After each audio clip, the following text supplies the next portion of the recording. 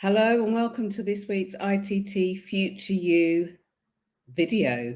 It's a motivation, but it's going to come from a strange place. And let me ask you a question. On a scale of 1 to 10, with 1 being like, I hate doing it, to 10 being, I love it. How do you feel about being visible on video? Do you love it or do you loathe it? So this week's video, I hope to motivate you to think differently when it comes to being on camera. Well, why is that? Well, first of all, this is me, Jenny Kovacs, visibility queen, known as the Queen of Being Seen. And for the last 13 years now, specifically for the last 13 years, I've helped people just like you, professionals, and people who are aspiring to progress their career, and people who are looking to just put themselves out there and raise their professional profile to be more seen and more heard and taken more seriously, especially at work.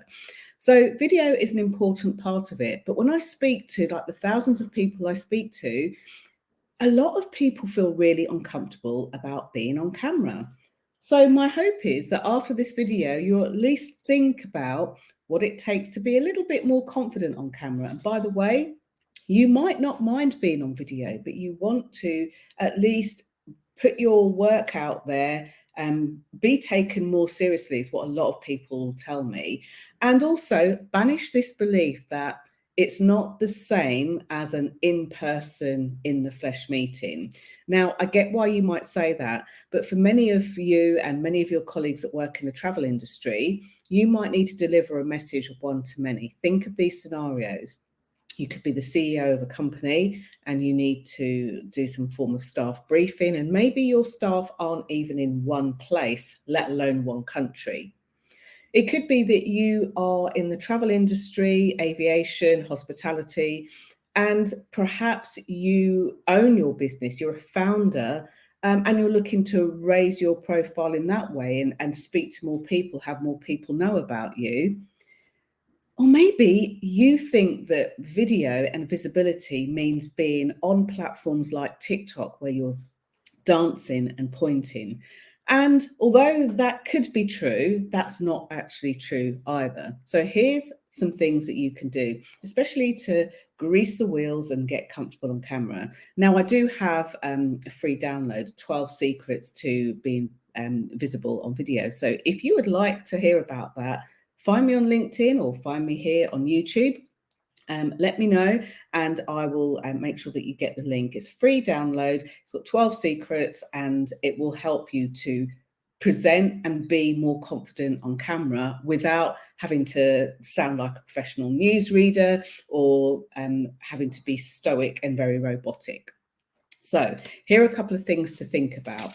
So the first thing that I wrote down was that people often worry that when they come on camera, when they do a video, that they ramble.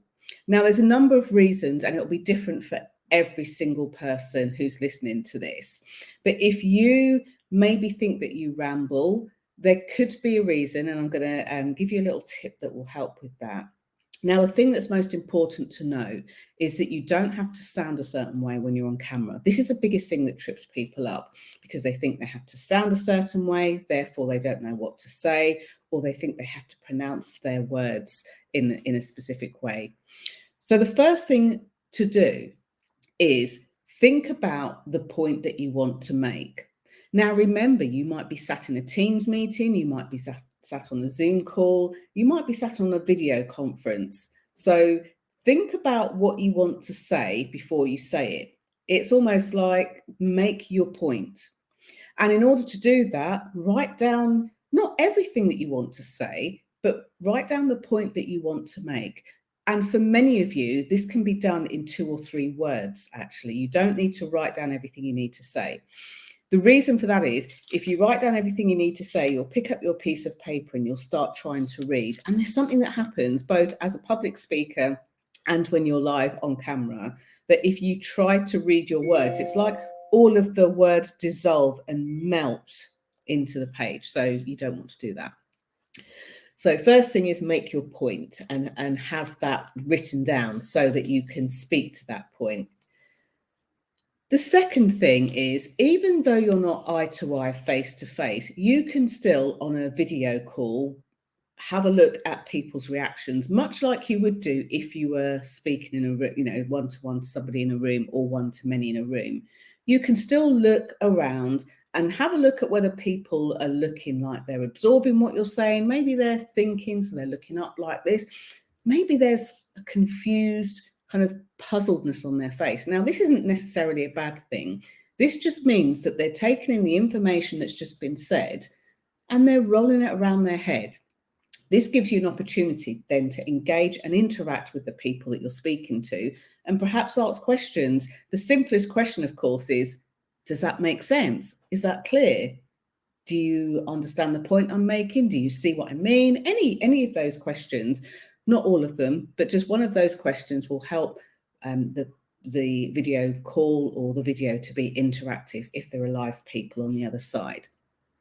So check other people's reactions. Now, you might say to yourself, but Jenny, I'm thinking about video, just a video where there is nobody there at the other side. So if it's a video like this, you would do the same thing. You would just say, does that make sense?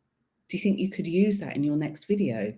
You're still asking that person a question and they still get to answer it, albeit in their head or on a piece of paper where they're likely to be taking notes. Okay, and then the third tip I'm going to give you, if you are creating a video to send and you're particularly nervous about how you come across on camera, my weird advice to you is don't watch it back. And here's why. When you feel nervous about how you come across on camera, it's likely that all you will do is watch your video back to critique yourself. And by the time you finish critiquing yourself, I can almost guarantee that you won't even press send. The video will not come off your computer, off your phone.